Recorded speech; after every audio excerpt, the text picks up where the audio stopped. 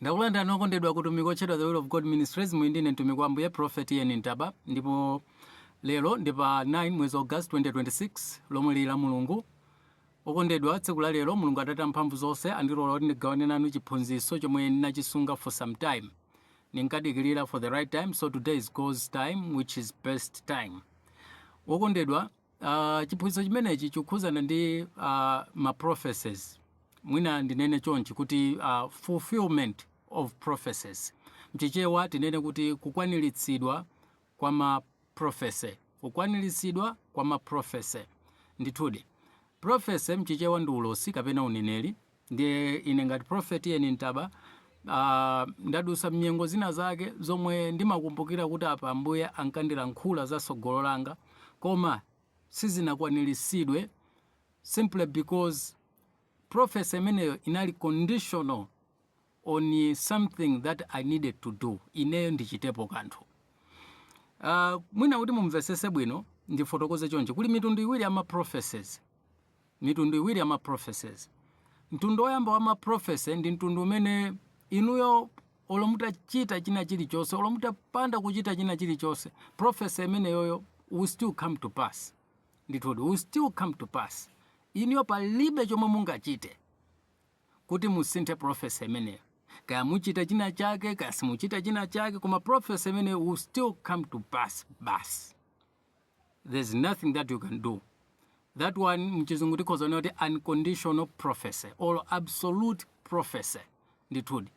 Imeneyo ndi unlimited prophecy. Mwina tikhoza kutero. Ndithudi. Kutanthauza kuti it's not limited in any way. Ikuyenera kuzachitika basi. A very good example, Ambuye Yesu Kristo mukapita ku Matthew chapter 24 akufotokoza za kutha kwa dziko ndi kubwera kwake kachiwiri kuchokera kumwamba kuzakwatula mpingo wake. Ndiyo tutanthauza the end of the world komanso rapture, zinthu ziwirizi. Whatever you can do zilibe ntchito, it won't affect it olompang'ono pomwe, because dziko likuyenera kutha, Yesu akuyeneranso kubwera kuzakwatula mpingo wake. Of course, azayamba yeye kubwera kukwatula mpingo kena kudziko kutha. Matthew 24:24. So you can't do anything about it.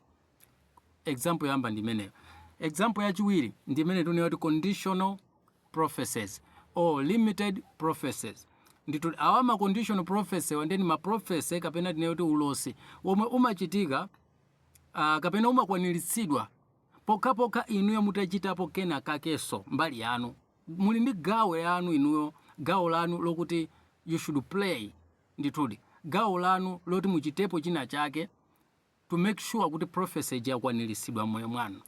Ndithudi okondedwa. So tiyang'ana type iyi yachiwiri, mtundu wachiwiri wokuti prophecy imene ulosi umene uneneri umene wokhuzana ndi inuyo kuti ukwaniritsidwe inuyo muchitepo china chake. Ndithudi. So case study yathu ikhala Joseph yemwe mchichewa timati Yosefe. Ndithudi. Teaching kuti mmutu ndibwerere is because nthawi ina yake nazapereka ma prophecy angapo. I think in 2024 if not 2023 mamaka 2024 ma prophecies angapo. Ndiye pali mtumiki wina wa Mulungu, I believe so, kuti kaya nali mtumiki wa Mulungu kaya dakali mtumiki wa Mulungu, God knows, koma anthawi imene anali mtumiki wa Mulungu mene manziwira. So anadzera kwa wina wachibale ndikumamfotokozera kuti Prophet Ian Ntaba amangonena china chilichonse, pali ma prophecies ena sakuyenera kunena. So reference imene iyi ambiri kapena tinene kuti ambiri amafotokoza izizi kudzera ku nkhani ya Yosefe. Amati kuti Yosefe adakakhala chete ndiye kuti Yosefe sadakadusa mnyengo yomwe anadusa, kutanthauza kuti sanakagulitsidwa, sadakaona mavuto aja, ndithudi kuponyedwa nzenje, kugulisidwa ku ukapolo mpaka nopita ku Egypt. Sizidakachitika. Yosefe adakhala kuti maloto ake anasunga, anakhala chete, kuti adasunga mu mtima kumangozipempherera ndi kukhala chete. So ambiri amati iyayi mukalota maloto musauze anthu. So reason yake amati china chake choyipa chikhoza kuchokera kwa Satana chifukwa chokuti unalankhula. So usamauze anthu. Now chomwe mungaziwe ndichi, fulfillment ya prophecy kapena kwanisidwa kwa prophecy ya Yosefe, condition yake si inali kuti akhale chete. Hayi. Si inali yokuti asunge zinthu mu mtima mwake asauze ena. Ayi. Fulfillment kapena kwanisidwa kwa prophecy maloto a Yosefe kunali kuti iyeyo ayende mchiyero, akhale mchiyero, asachite chimo throughout, osati asalankhule. Inde Mulungu akhoza kukupasa maloto kapena kukupasa prophecy ngati ine mmene ndili mtumiki wa Mulungu. Ngati Mulungu mwini wake akufuna kuti prophecy imene iyi ndisayipereke kwa anthu, andiuza kuti prophecy ndakupasayi usayipereke kwa anthu until such a time. I hope mukundimvesesa. Until such a time.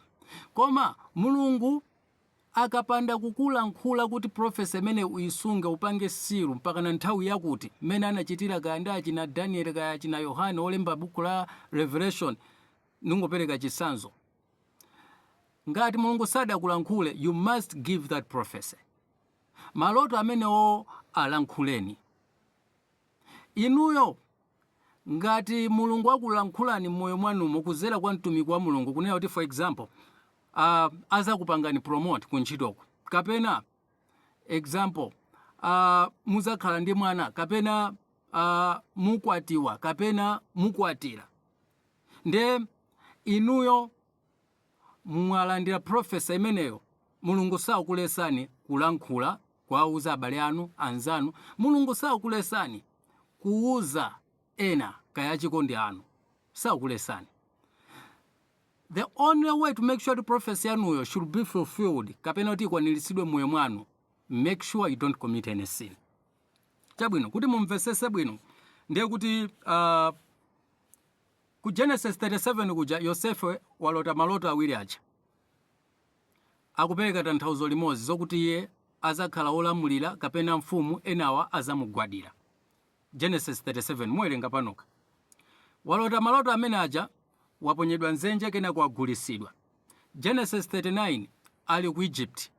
Ku Egypt kuja ali pa ukapolo kena kuagulidwa ndi Potifara. Chomwe chikuchitika nchokuti ali mnyumba mwa Potifara muja, Yosefe akukhulupirikabe, sakuchimwira Mulungu.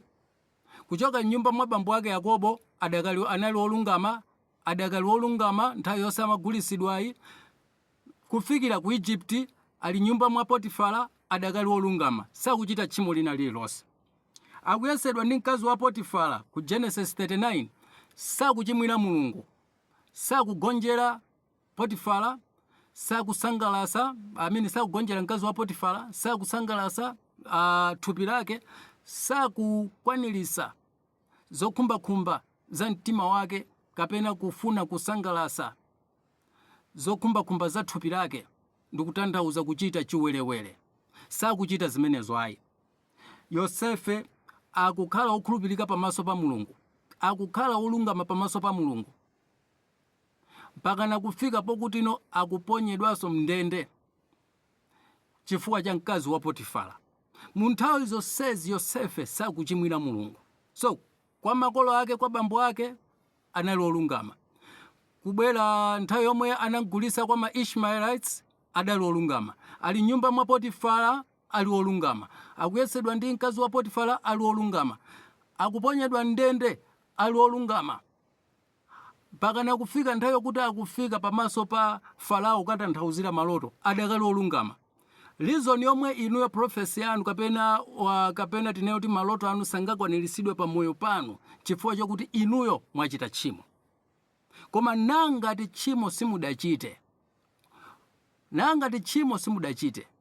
okondedwa, olo mutauza munthu maloto anu, olo mutauza munthu prophecy yanu, palibe yemwe aza kusuntheni, ndipo prophecy imene izakwaniritsidwa. Palibe angapangisa kuti prophecy imene ilepheleke, izakwaniritsidwa basi. Why? Because you are a holy person. Just be holy. Persecution will not make your prophecy fail. Just be holy. Amen.